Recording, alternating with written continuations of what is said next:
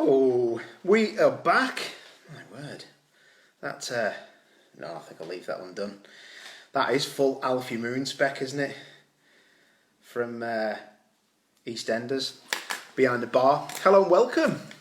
Pitch BTCC. Never mind the ballast. I'm losing quite a lot of my ballast actually, which is quite cool. So many people coming on already, nearly over 30. It's going on. I hope you're all good. I'm Paul O'Neill. Great to see you. Never mind the ballast, like I said. Today we're going to speak to the one and only Jake Hill, or known to his mates as Rocky Jeff. Fondly named by the Jeff Army, which is lovely. Hello and welcome everybody. You're all giving me thumbs up, hellos, waves. It is wicked to be back, and I think we're getting through the worst of this horrendous pandemic. So it's all good. Positivity and everything. Right, Jake Hill, he is standing by. He is going to be joining us in a second. An absolutely lovely guy, someone I'm very, very fond of, and somebody that I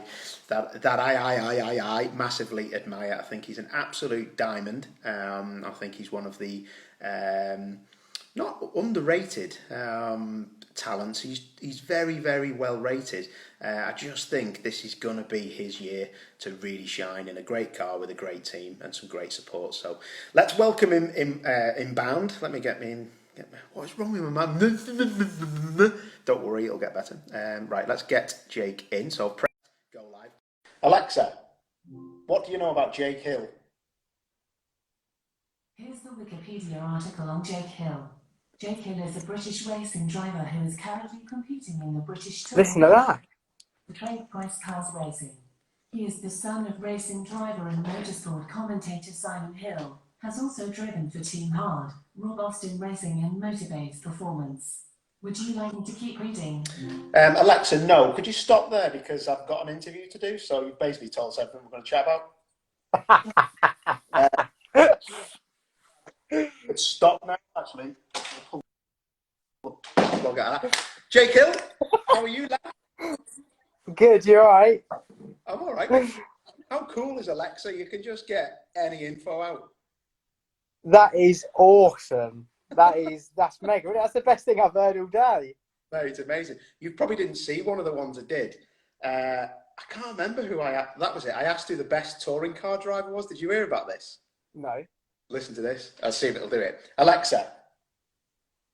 Oh, no, I've unplugged it. You've unplugged it? Basically, hey, I asked her who was the best British touring car driver ever, and it just went, Bobby Thompson is the best. No, I was like, you've got that mixed up with James Thompson, definitely. Yeah. But Bobby loved that. He stuck it on his Twitter. He thought that was awesome. How are you doing, lad? You okay? I'm fine, mate. Yeah, we're good. Just chilling out at home, obviously, talking to you. So, no, it's still good, mate. I've been, keeping on top of things, but yeah, I just want to get going now, really. Yeah, I can imagine, mate. Well, I couldn't imagine, actually. I mean, I want to get going, covering the championship by TV and obviously for pitch as well on Saturdays, but it's just a strange situation, isn't it? And one thing I don't really do much is I don't really talk about it because it's quite negative, isn't it? But at the same time, it's real world. So, I remember speaking to you the other week and you were actually going to try and get on a farm and pick some strawberries and actually make some money. I mean, what have you been doing for dollar? Because we're in the same kind of trade where mass gatherings are a must for our job. Yeah. It's not been ideal work-wise. Obviously, we both do coaching and instructing most of the time. Obviously, you do your TV bits because you're a lot more handsome than I am. But not with that receding hairline, mate.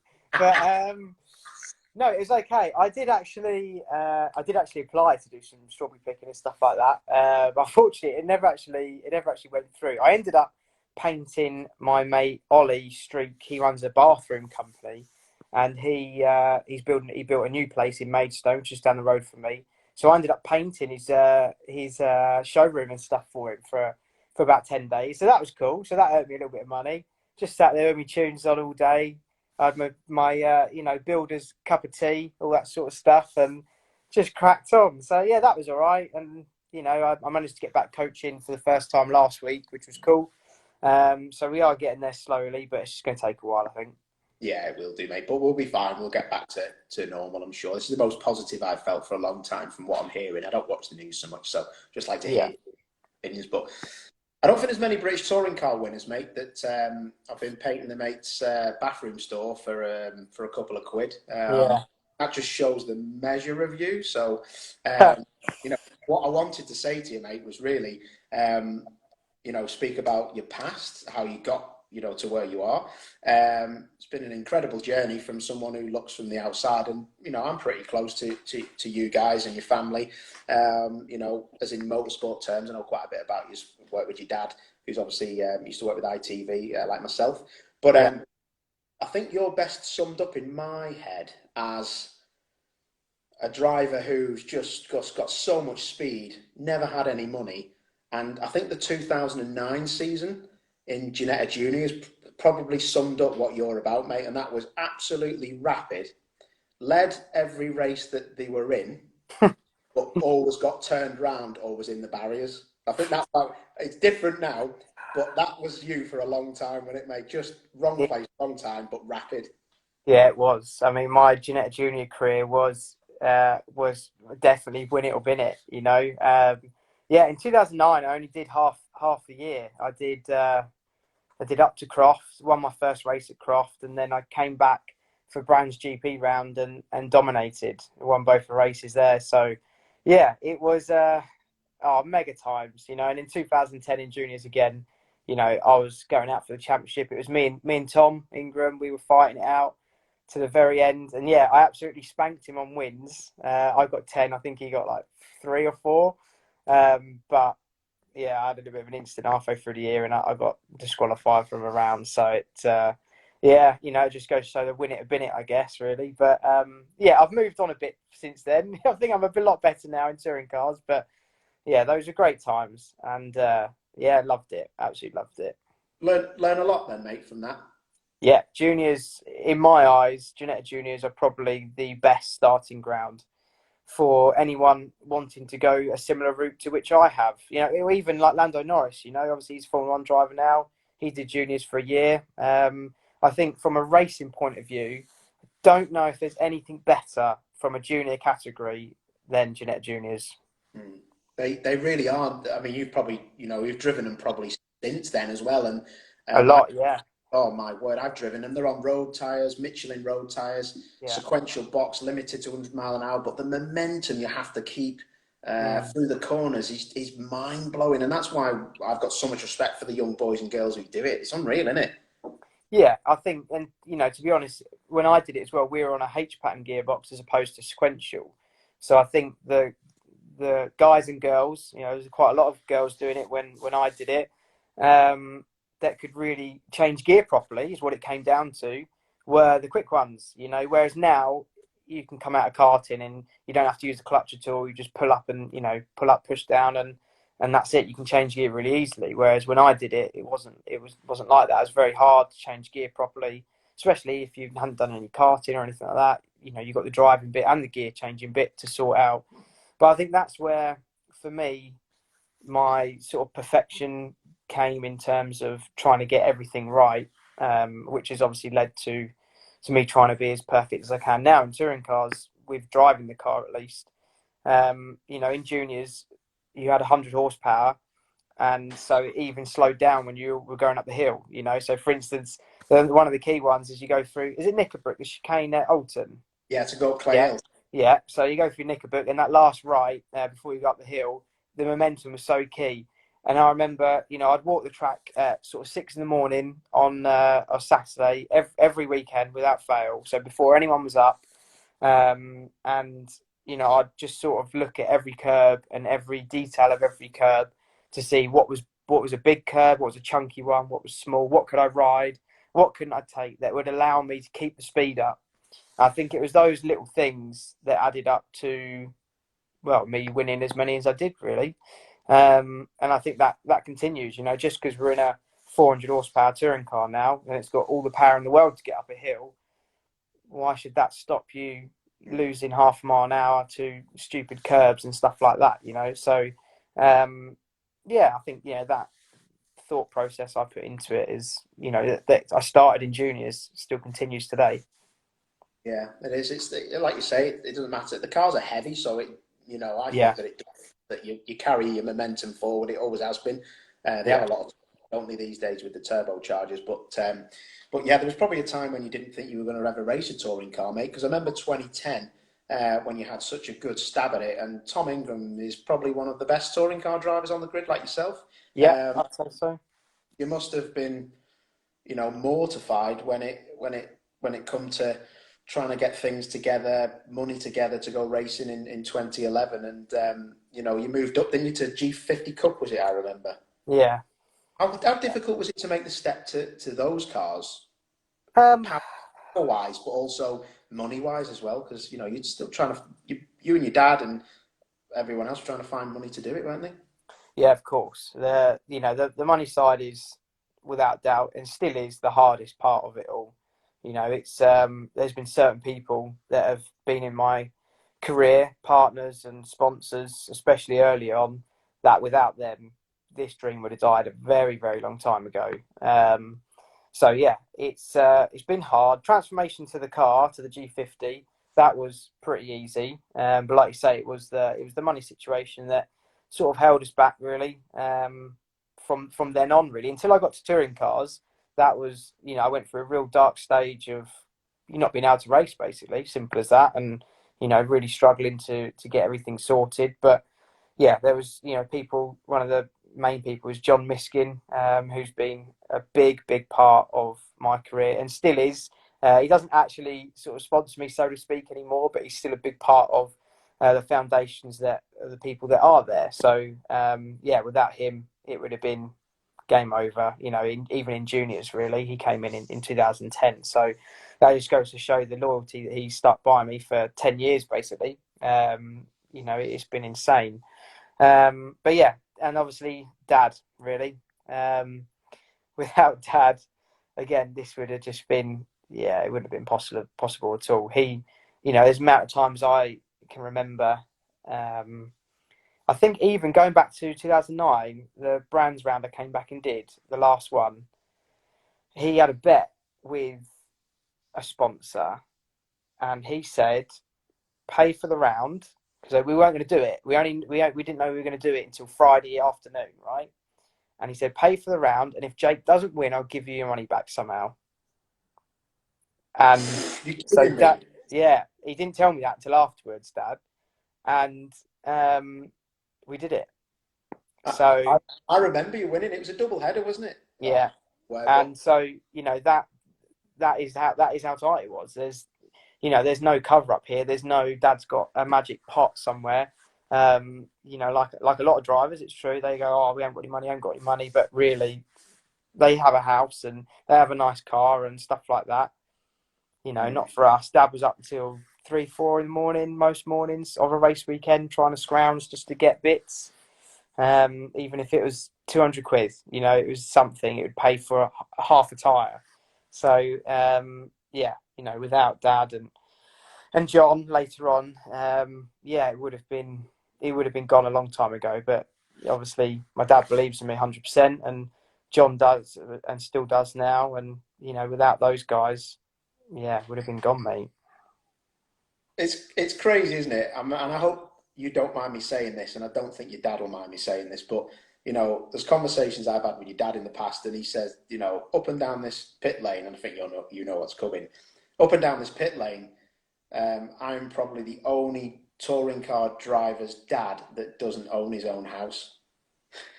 Probably, That is a statement, that, isn't it? yeah, it's probably true. Which is why I think it makes me at least more determined to get this right and maybe be in a place to buy him a house at some point. Buy mum and dad a house for all the sacrifice they've given me over the years. So yeah, it's never easy, but we don't moan about it at all. We just crack on, and we work as hard as anyone in the off season to make sure that we can do it again the next season. And obviously, we've worked our way now, really thanks to Sean especially, but also getting to know Mark Blundell.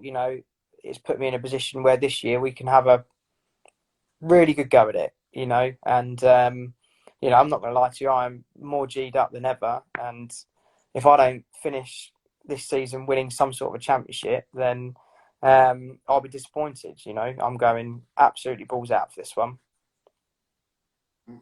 And I don't blame you, mate. And I was going to ask you actually, off the back of what you've just said, what kind of strain did it put on your family? There must have been some dark days, mate. Your sister Ellie, Mm. your mum Tina, your dad Simon. It must have caused friction, mate. And that's quite a personal thing to ask, but I wouldn't be doing my job if I didn't ask that. It must have caused friction, mate. What do you remember from it? Yeah, horrible, basically. It's not fair on mum and Ellie, because obviously dad was away with me most of the time, racing and whatnot. But yeah, there was some horrible conversations and, you know, just, yeah, things that had to happen, I guess, in order to do what we want to do. But yeah, it's not nice. And luckily, you know, with the people we've got around us now, it's not as hard. You know, it is still hard, but it doesn't put quite a strain on it like it was back then, at least, or even when we first got into touring cars. So yeah, yeah, not nice, but at the same time, much happier now. And you know, in a weird way, I think we can all agree as a family it was sort of worth it, because you know, when we come away with a championship winning trophy at the end of the year, and hopefully a mega contract for the year after, it will all be worth it, won't it? Yeah, exactly. And that's what you take from it, isn't it? I mean, you sat there now, mate, with Curry's PC World, I know. all the other sponsors on there, mate. And Yeah, you were a bit younger then, and I'm sure you know. Well, I know you know, but I remember having to give 250 quid to the Jake Hill Fund, mate, at Knockhill when you were racing yes, 55. You were struggling. You yeah, just won the race before at Snetterton, and yeah. I had. you still could not get the dollar. And I've always had this thing about passing good fortune on, and Tony Hughes and Christian Dick at Speedworks had asked me to cover for Tony, and I was getting paid that weekend from ITV because I was working for them, but to jump in the Toyota events as well, and I was getting money from that. And your dad just asked me if I knew anyone, and I went, how much is his fuel? I'll pay for it. And Yeah, I think you had a decent weekend. I think you had like a fourth, fifth, and maybe a third or something. But I was more interested in seeing how you got on than my performance myself. I had a decent weekend. I think I had a fourth, fifth, and sixth. But yeah. it's like there's some. I'm not saying I'm a good person, by the way, but No, yeah, there's yeah, some people in motorsport, and we're all in it together, aren't we? And Tolbar, probably Liam Griffin. yeah, I'm thinking AMD, Sean yeah, Holland, Mark Blundell, Rob Austin Racing. yeah. They're all He, deep. you know, even Tony Gillam, and you know, yeah, That's disrespectful there. Tony Gillan, Team yeah. Hard. You wouldn't be where you are now if it wasn't for that path you've took, mate. No, 100%. And you know, some relationships along the way are, you know, probably not that great after some of the things we've been through, but it doesn't mean I don't respect everything that anyone's done for me. You know, and you know, it is very heartwarming to sort of look back and think, yeah, bloody hell, you know, they did do a lot for me back then and whatnot. And you know, it's like you say, motorsport is, you know, full of a lot of people that maybe can be dishonest and whatnot, and backstabbers, all that sort of type of thing. But for at least the path that I've taken, by the time hopefully you look back, it will be one that's, you know, sort of been worth it, I guess. And a big thank you to everyone that has helped. You know, it's been incredible, really. And you know, once I got into touring cars with Tony, the likes of Richard Wheeler, who's still a good friend of mine, and he's still helping the likes of Mike Bushell to continue with his seat in Team Hard. So you know, they stick around. There's some really good people still around the paddock, basically, and willing to help to those who I guess they feel deserve it. But yeah, I mean, even, you know, going back to for the likes of you helping me and stuff. Do you remember Tim Gray as well? Yeah, yeah. Yeah, Tim helped me for a number of years as well. So, you know, all these people, it's just, yeah, such a nice feeling. I think everyone's got that story, haven't they? Even though mine and your backgrounds are massively different, mate. I was a lot poorer than you when you were a baby, mate. But then, obviously, my family with my sister in the Spice Girls got me where I was and where I am. There's no doubt about that, and I have no qualms about that. But like your dad said, when your dad told me that, I was like, because there's nothing wrong with renting a house, but at the same time, people just assume that it is like a touring car driver is absolutely minted, and it's like it's just crack on. You can do what you like. But can I ask you this then? What was there ever a time? And I've been quite hard on you actually, mate. But your story's brilliant. Was there ever a time that you thought, I wanna just give up, or I wanna stop because this is causing my family a bit too much friction, and because you're the face, mate. You're pedaling, so your dad and your mum and your sister and everyone are involved in that. But if it was me, mate, I think I would have crumbled. I honestly would have crumbled. Yeah, I mean, it's never nice. It's never nice seeing your family upset because of money difficulties or whatnot. Especially when I look at it, it's through me, isn't it? I'm the one that's driving, not dad or Ellie or mum. It's me. And yes, fine, mum and dad are doing everything they can to help me, but yeah, the amount of times I said, just stop. Like, it's not worth this. It's not worth it at all. Family's more important than anything, and I still stand by that. It is. But at the same time, both mum and dad wanted to proceed as much as they could. I guess they saw something that I didn't see in myself. And I probably still don't see in myself. Although I think, I'm probably good enough to get the job done in certain areas. It's it's still nice. Your family see it more than you, don't they? I guess, and in this aspect, they did. But yeah, it's been horrendous at times, and yes, there's been so many times where I want to give up. But we find a way to dig deep. And dad has just always said, don't ever give up, never give up, never give up, no matter what, never give up. There's always a way. And I think, that sort of sets me out for who I am, really. No matter what the situation now, just never give up. Whether you're in a race and you're dead last and it's been an absolute shit fight, really. You just never know, do you? Apologies for that. Yeah, sorry. It's you just never know. You can't give up. Look, well, can I ask then, was one of those times that you might have felt like just giving it up?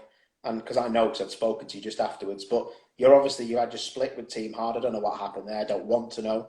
It's none of my business, none of anyone else's business. Either. You had some good years there, but you had the split.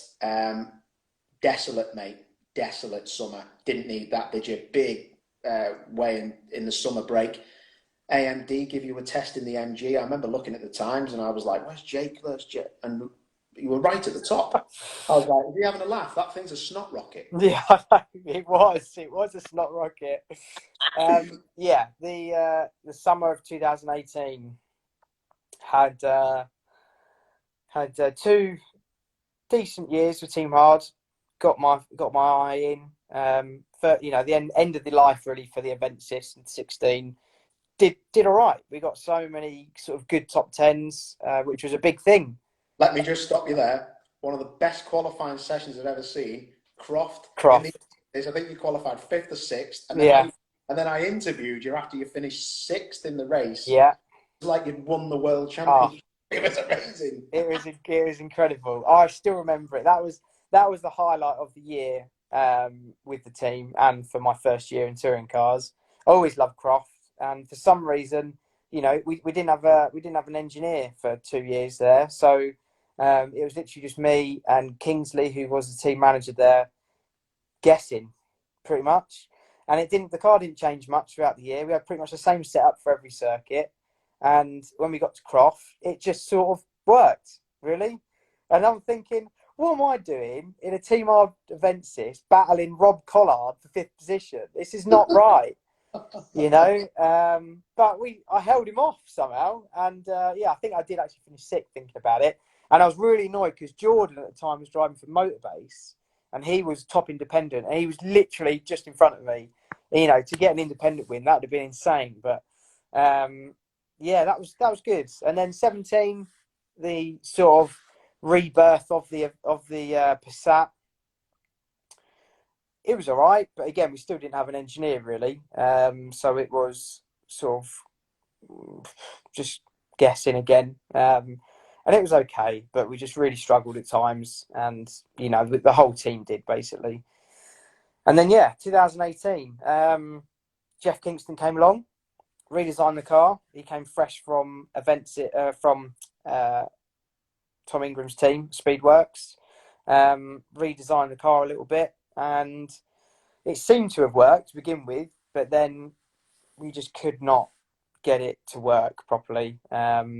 There was many other reasons sort of midway through the year, but I got to the point where I said to Dad on the way up to Croft just before the summer break, we were in the car, and I remember talking to him about it afterwards, last year actually, and he was saying, I remember you sitting in the passenger seat whilst I was driving you up, looking out the window, and quite honestly, it's the only time where I thought, I don't want to go racing anymore.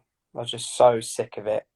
Sick of what was going on in the team and stuff, and just certain things that were happening. I won't go into details, but it was just so depressing. And yeah, I said to Dad, I'd happily never race again than have to jump in that car for one more race. And after everything we'd been through and the amount of hard work we'd put in to raise the budget to do it, it's heartbreaking, But me and Dad both agreed, and after an absolute shocker at Croft, I just said that's it. If I never race a touring car again or never race again, period, I can't do it anymore. It's just shocking. So yeah. Such a shame when you think like that, isn't it? But your competitive mind wants to win, and if the things are not in place, whatever's happening, you just can't compete. But you had a good start to the year. You had a podium at Brands, didn't you? Yeah. We best podium I've ever seen in British touring cars. It was best ever. Three proper lads. It was a lucky draw. Obviously, you know yourself. You've done it. When you start at the back of the grid, you think, what have I got to lose? What have I got to lose? The thing is either going to end up in the gravel trap or I'm going to win the race, aren't I? That's how it's going to happen. So, being a Kent boy and being at Brands, I thought, looking at the sky and I'm thinking, this isn't going to rain anymore. You just see it's not going to happen. And so, we stuck it on slicks and off we went. And, because the chassis was so flipping soft on that thing, it just gripped up and off she went. It was perfect for the conditions, and we managed to get it to go. But so that was a good memory. And first podium, wasn't it? Yeah, my first podium, and that was a good memory. All the boys had worked very hard. I still get on really well with some of the mechanics there. At Team Hard, grafters. Yeah, they do work extremely hard. I give them that, and they tried really hard to work with Jeff and got it to work, and it seemed like a sort of great success. Really, we had our first podium for Tony since I think Jack Goff did it when he was in the wet in the event in the Insignia against Shedden. Yeah. So it had been a long time for him, and my first one, so it was great, and it was at Brands, home track for us all. So good memories, I guess. Good memories, and then. Yeah, so fast forward again, back to, where were we? Summer, just left Team Hard, and Sean Hollenby has always been my biggest fan. You've Sean before, haven't you? Yeah, so Sean was even sponsoring me a little bit. He paid for half my tyres or all of my tyres in G50s. So back in 2011. Wow, never knew that. Yeah, so Sean was and always has been a huge part of my career and success up until now, I guess. Sean knew that Tom Boardman was leaving. I think that's what happened. Yeah, Boardman left at the summer break, and he said, come and do a day in the car at Snet, see what you think. And obviously the plan was for me to go and drive for Sean for the second half of the year, basically. Yeah. Obviously Rory was there, Rory's a great driver and a good friend of mine. And yeah, we did the SNET test together on that second day. And yeah, I thought, do you know what? I'm just going to let everyone know that I am not as slow as what I've been made out to be, and sort of have this. So we went out the SNET test, and yeah, all right, you don't know what people are running. I just dug so deep, you know, for that run I did. I didn't get along in the car, couldn't pay for it, so we had to just sort of do what I could for the time I had. On steady tyres, I remember as well. Yeah, and yeah, stuck it second, I think. So that was nice, and it gave me a bit of hope and thinking that maybe after all the disappointment and all the, you know, massive self-belief knock, you know, I felt like I couldn't do it anymore. I thought I couldn't drive, I was slow. So to go out in a car that, you know, we can all agree still wasn't very good and stick it second at the end of 2 days of SNET test, it's not bad. And Sean must have been well happy with that. And to be fair, it opened the doors, really, didn't it? Yeah. You know, yeah. But I want to interrupt that little story because you had. I remember following what you were doing actually in the July, I think it was, because I think I might have rang you and just asked if you were all right, or text you, because we all look after each other, don't we, us lot? Because it is one of them sports. But I remember following what you were doing in the Silverstone Classic. Is it Richard Wheeler's Lotus Elan? It was at the time, yeah. My word, you just like lit up sport, and like it was one of the biggest stories on there. Yeah. Of winning in a car that had about 105 horsepower against 7-litre. Yeah, that was, for me, that was probably my best race, possibly that I've ever had. I could go probably that far. It equals what I did at Knock Hill in 2019 in terms of the feeling I got. So yeah, so Richard was behind me with the decision I made to leave Team Hard, and we've been great friends. He'd helped me in so many ways over the last sort of 2 years prior to that. And yeah, he'd been doing some historic racing, and I'd done a bit with him every now and then in the months leading up to it, but I hadn't driven the Elan since it got turned into a 26R, which is like the race version of the one back in the 60s. Yeah. And he said, do you want to do Silverstone Classic with me? And I thought, yeah, bloody hell, I've always wanted to do Silverstone Classic. This would be mega, you know, I've always wanted to do it. Really, really excited. So anyway, as it get closer to the event, I then realised what he meant is, no, do you want to do it? Not me and you. So I ended up doing the race completely by myself, which is great. 45-minute race, you can do that. But I thought I was doing it with him, you know, because he owns the car. So I thought we were doing it with him. But no, he wanted me to go out and see what we could do with it. So he qualified 7th and first in class for the under 3 litres. And because the under 3 litres have like a 20-second window break. So you get 20 seconds less time in the pit lane than the over 3 litre cars. Try and even it out a bit. And it works. So up until the pit stop, well, there's a safety car because an old Porsche had rolled. But I was sitting like 5th. I'd made a couple of places, mega fight with a couple of TVR Griffiths, big V8 things. And I was sitting 5th, and the safety car came in, didn't stop, came out, and I was 2nd, I think. And anyway, I managed to jump the E-Type that was leading and then set out the best finish for any historic race ever. So it was me and none other than Andy Wolf, who's probably one of the best Cobra racers and historic racers just in general. And me and Andy had the most to-and-fro-in race I've ever had. He would come down the inside because he had so much power. He had like 500 horsepower. I've got 160 tops.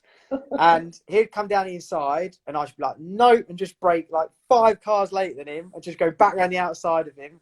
And it'd be like that the whole race, and we won. And eventually that's what set my historic career up for what it is now. You know, it's a big part of my career now, my historic driving. So I've been very lucky to be involved with John Danby Racing, which is the people who run Richard's Elan back then.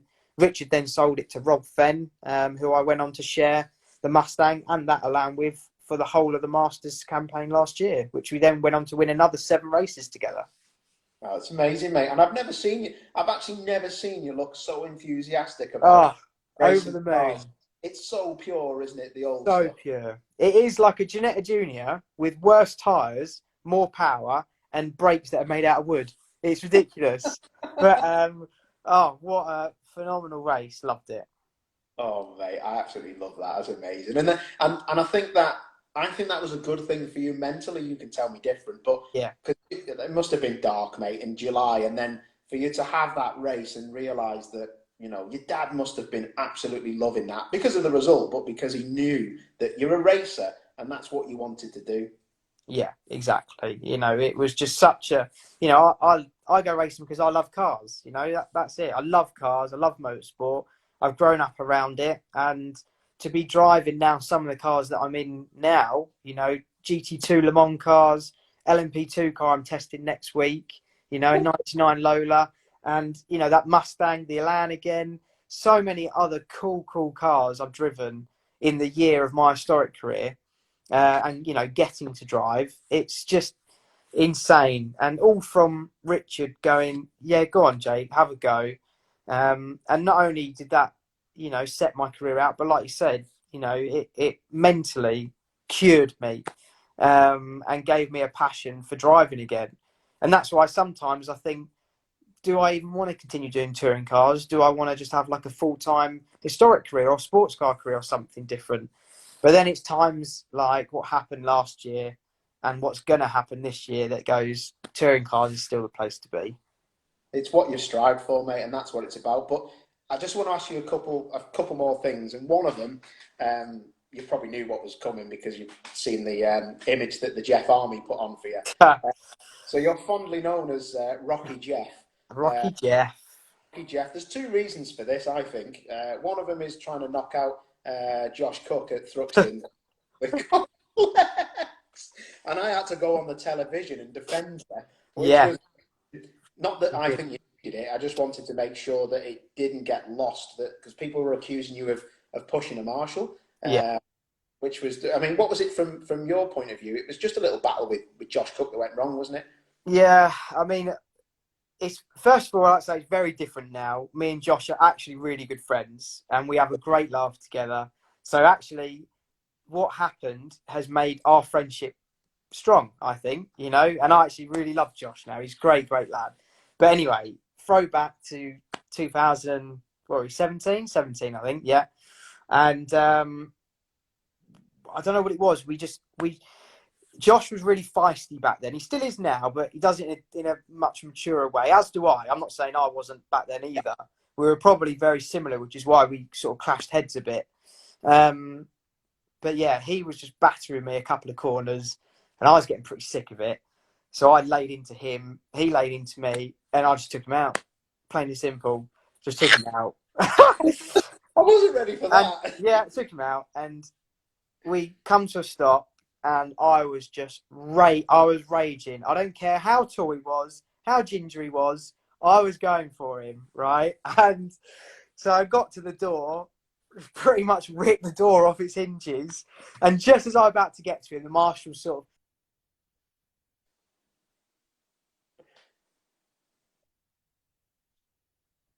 And a lot of people from the camera angle, it looked like I pushed the marshal away. I didn't at all. I just said, no, I'm fine, like, leave me alone, sort of thing. And I didn't touch the marshal at all. They just grabbed me off of him, which was the right thing to do. Of course, I don't want to hit another driver, but I was just raging. Yeah. And yeah, that's what happened. And then after that, quite funny, at Alton Park, which was the next round, I was in the toilets in the pit lane, Alton Park at the end. And as I was walking out, Josh walked in. Josh went, "Oh, don't hurt me."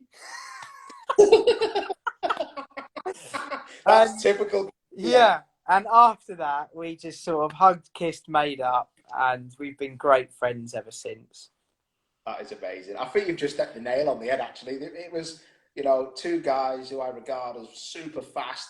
Yeah, Like you say, the last thing you want is damage on a car as well. And when you've got that, and you lose your mind. I've done it before myself, but I remember watching it, and loads of people went for you on the internet, mate. And I was like, hang on a minute. I had the Twitter thing out on ITV, and I went, I'd spoken to you a bit, Yeah, but not. And I said, "This is how it is. Don't." He's a good lad, and he would never do that, and he respects motorsport marshals and everybody. So, it, yeah, exactly, mate. So it was good that you got it across. But yeah, there was a few things. But the most talked about point of last year, except for your win, was the second win that you could have had if you'd have not tried to probably put Matt Neal through the fence. No, I'm joking. Look at your face. No, Matt Neal tried to put you in a headlock and kill you. No. yeah. The, He the was going to karate kick me in the face. Mate, he is like 6'19". Yeah. I've had Neil as a teammate, as you know, and he tried to kill me at Knockhill because I wouldn't let him pass because he wasn't as fast as me. He was just good at the hairpin, and I couldn't be bothered with him. So I just kept putting grass, and I was having a three-way conversation with my engineer, his engineer, and Matt, because back in the day you could mess around with the MRTC radios and speak, and I was just like, mate, you can. Yeah. Oh, it was grand. I'll tell you another story about that one day. That got me in trouble with the Van Muller. But yeah, he's hard graft, Matt, and he's a good friend of mine, and I like Matt. But I think he lost a lot of fans that day. How he spoke to you in the pit lane. I don't know how you see it from the racing, and I probably think that it was a move that went wrong, but you apologised to him. But it was a shame, wasn't it, how it ended? I mean, it's a weird one afterwards now. I mean, we both say we're absolutely fine. I've got nothing against Matt at all. And if he has with me, that's up to him. But, you know, it is still a bit frosty every time I see him every now and then. I don't know whether he has to be nice to me because I'm in a Honda or what now. But, you know, it's just not quite the relationship it was before. You know, we'd be really chatty before and maybe not quite as much to say now, which is a shame. But yeah, when it happened, I was so hungry for my first win, and it was on basically. You know, it was on, and obviously Matt was hungry for his first win last year as well. He hadn't won up until then. We still didn't either, I guess. But you know, we were fighting for the win hard. You know, I think he knew I was going to put up a fight because going into the hairpin at the first lap, he tried to go around the outside of me. And I basically just sort of lent on him a little bit. I think he got the message that I was going to put up a fight. Anyway, so I held on for as long as I could. And yeah, he got a mega run out the last corner. Fair play. Down the inside. I thought, right, switchbacks on here, 100%. I've made him go defensive, thinking ahead, and I got it. And just as we got to the crest, as you come out of Old Hall there, honestly, I didn't even feel it. I didn't even feel the touch. You know, normally when you touch someone behind, you're like, yeah, got him. You know, not in like I've got him. Like I can feel him there type thing. Yeah. Didn't feel a thing. Not a thing. It was like I must have brushed the car instead of touched it. And obviously that was enough. Never my intention. No. Absolutely not. I just wanted to cut back and I just timed it wrong. Simple as that. Obviously he goes spearing off. I get down to the hairpin and I think, where's everyone gone? They literally just gone. You know? So I thought, look, all I can do now without thinking horribly about it is just get my head down, win the race, deal with it afterwards. That's all I could do. And I felt terrible. And when I finished the line, it was a massive mix of emotion of I've won my first race and don't deserve this. You know, I don't. It's not fair on Matt. So, yeah, it's a tricky one. And then obviously we get into the winner's circle basically, and Louise is just about to interview me after the win, and Matt comes storming in, obviously, throws a load of words under the sun at me, and yeah, walks off basically. And I think you're right. A lot of people lost his respect. I did. You know, there's so many other ways you could go about it. For instance, if he had done that to me, what would I look like if I went into Parc Fermé and did that to him? Yeah. I would be crucified for it. Very interesting way to look at it. But because Matt's been in the sport for a very long time, I don't know whether that makes it okay or not. But for me, it didn't make it okay. So not at all, mate. And I think that, you know, we'll both agree. You know, Matt's done a lot for our sport, and he is a genuinely good guy. And I think one day, from my point of view, he will apologise to you, mate, because he'll know it's wrong. But while he's still current, it wouldn't cross his mind, mate. And Yeah, I must admit, I was very surprised. I could see why he was annoyed, but 100%. Yeah, 100. it was not intentional. You know, you could see that. I mean, I remember seeing your dad, and he was like, "Oh no, it's not good." And like you say, it's mixed emotions. There's nothing worse, is there, mate? Because you want to win, you know, as you can. I mean, remember Rory Butcher was catching you, and then he Yeah. went on trying to catch you because you were going so fast. But yeah, a real shame that one with Matt. And I'm sure, you know, you've got to remember, mate, that you're going to be battling him a bit more this year, aren't you? Because Yeah, I think, I think we're absolutely fine. You know, he knows I'm going to race him hard. I know he's going to race me hard. But at the same time, we're both now in a Honda, which is a big deal for Honda.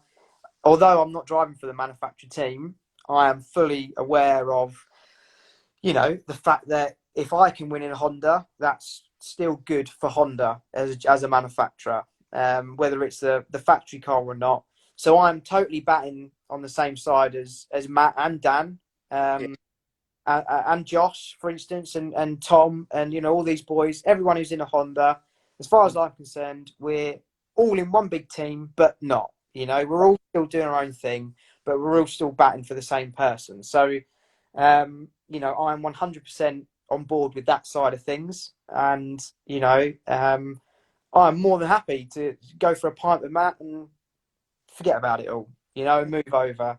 you So, shouldn't. To be honest, though, Jake, you really shouldn't go drinking with Giraffe that you don't know. I know. Can you imagine? He needs to wind his neck in, mate. We're like Chester Zoo in there trying to feed him a Foster's. Tell me this then. Chicane at Knockhill, Yeah.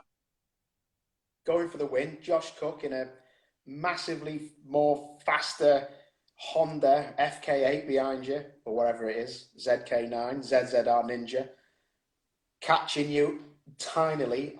I remember looking at the screen thinking, why have I just seen Jake Hill facing the tyre wall in fifth gear, but he's now coming round the hairpin to win the race? What happened, mate? Talk me through that. What was going through your mind? Was your dad in your ear? Did you think you were going to die? Did you think you threw it away? Okay, cool. So, first off, brilliant race. That we'd changed something on the setup of the car, and it worked massively. That Rory had tried it in qualifying on the Saturday afternoon, and it just worked for him. And they didn't touch it in the race, the Hondas, but then me and my engineer were struggling really bad for traction. So we tried it. Oh, what a dream the car was. From the minute the first safety car came out, which I think was like lap 2 or 3, I knew she was going to be a winner, right? So it was so nice to have a car under me that I knew could win the race, and now it was up to me, which is absolutely fine, because if it's up to me, I'll get it done. And I remember having a really good race with Josh. I had 2 restarts to contend with, and both times I'd done them slightly differently. Managed to trick him just enough to get the bite. I probably had half a second to a second gap the whole race, but it was totally manageable, and that was just enough to sort of keep me doing what I needed to do. So every lap, I'd made a point of I only look in my mirror at X point. That's it. Don't look in the mirror at all. Other than that, get your head down, get gone, get it done. For some stupid reason, right? I started the last lap, and Stuart, engineer, on the radio, last lap, Jake, last lap, keep it cool. Through 1, 2, 3. As you go into the dip before the chicane, I thought, where's Josh? Have a little look. As I was about to turn into the chicane, what a stupid person I am, right? I've missed my point that I've got every single lap on the left, missed it. So the car's got airborne in a slightly different way, and I've missed the right curb. And then as she's come down, I've kissed the gravel, and she's trying to throw me in the wall. What? When the left rear touched the gravel? Oh my God! Could you hear your dad from the pit lane? I could hear everyone, and it wasn't just sideways, mate. That looked near lock stops. That. It was. I got to one hand off the wheel, so luckily my reaction was good enough that I managed to keep hold. I just remember keeping it buried. I didn't lift once. I managed to keep my foot in, and I was just like, "You're so stupid! Like, you're so stupid! What's wrong with you?" I had my point. It was working perfectly, and I was when it screwed it up. And I remember, obviously, I think Josh was even really happy for me, which was nice of him. And I remember getting into Parc Ferme afterwards, and Josh was like, he's like, I didn't want you to do that. I actually want you to win. I wanted you to win, and I was like, my God, what we've done. But anyway, we managed to win it. It was amazing. It was one of the highlights of the whole year, mate. It was brilliant. Even Steve Ryder was made up. It was good.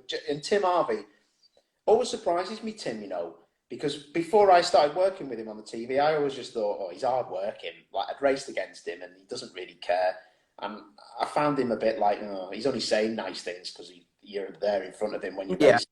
He actually genuinely loves a good racer, mate, a big winner. He loves that. He just absolutely buzzes off it. And I remember he was really happy as well. I think it's brilliant, mate, that, these kind of people are sitting up and taking notice. And it was a fantastic win. But yeah, Josh Cook, you just summed him up brilliantly there. That's exactly what he's like. He's like that. And he'll do this. So it's great to have your peers, so happy as well. But yeah, I mean, just quickly, mate, just before I just quickly ask about 2019, Hannah, your missus, big part of your life now, mate. See her around the paddock for the last couple of years. Looks like you're well settled, mate. She's a gem of a lady, isn't she? Yeah, Hannah's been quite a big part of my life for the last, well, we've been together 5.5 years now, but especially in touring cars, I'm sure you know what it's like.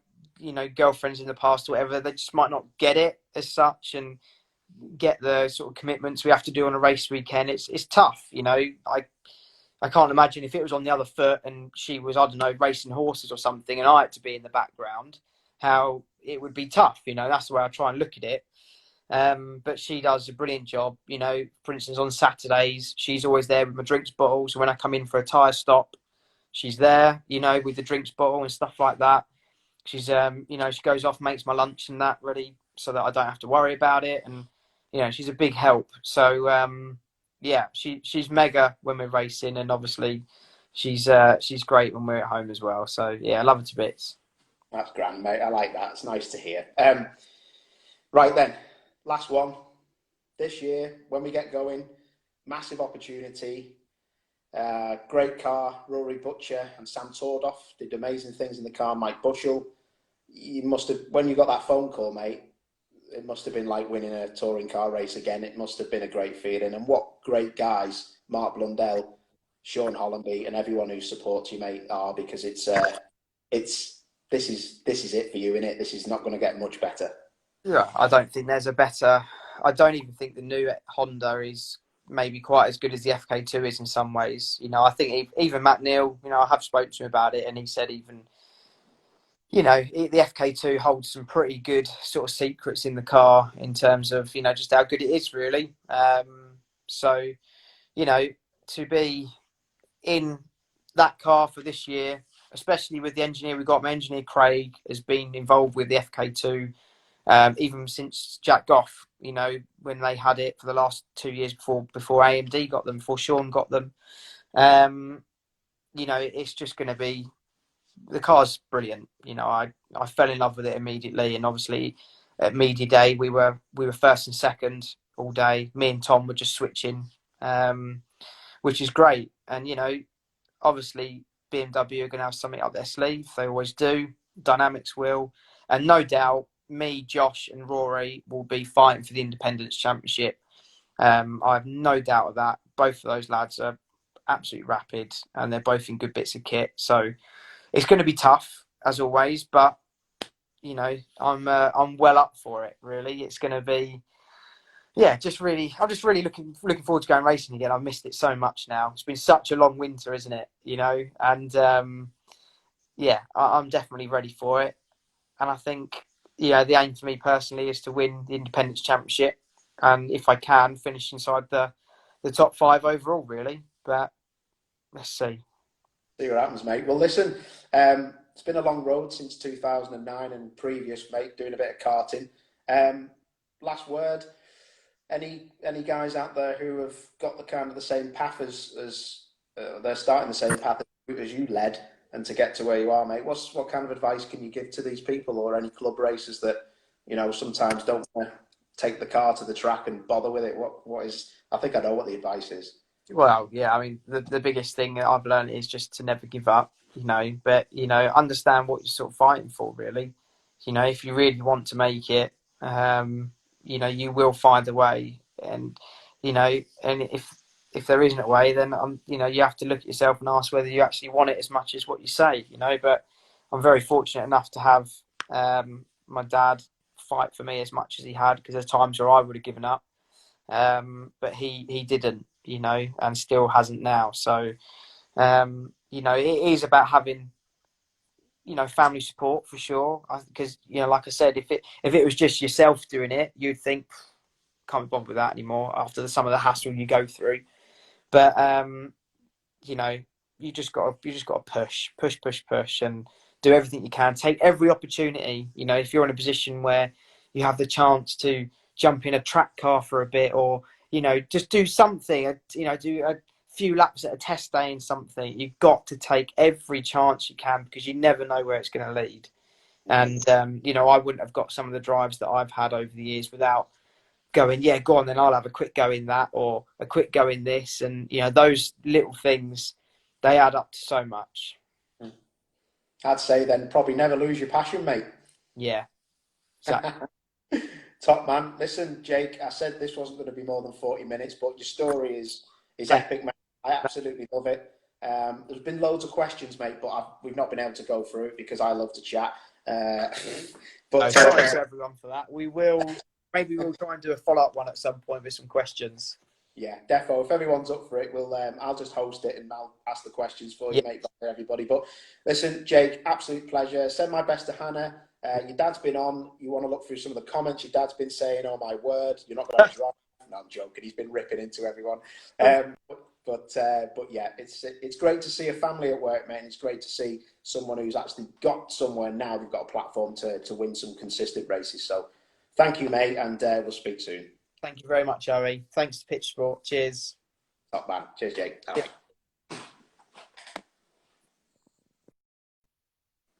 Right then.